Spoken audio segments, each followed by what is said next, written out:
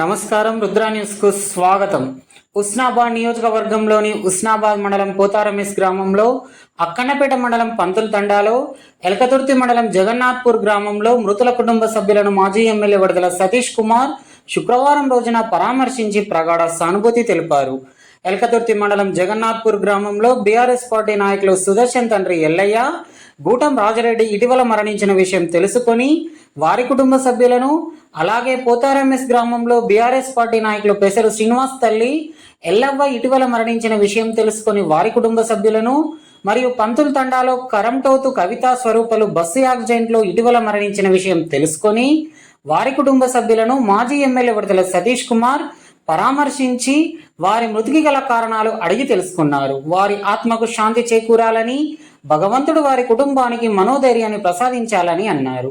ఈ పరామర్శ కార్యక్రమంలో హన్మకొండ జిల్లా పరిషత్ చైర్మన్ సుధీర్ కుమార్, బీఆర్ఎస్ ప్రజాప్రతినిధులు, మాజీ ప్రజాప్రతినిధులు, నాయకులు, కార్యకర్తలు, అభిమానులు తదితరులు పాల్గొన్నారు.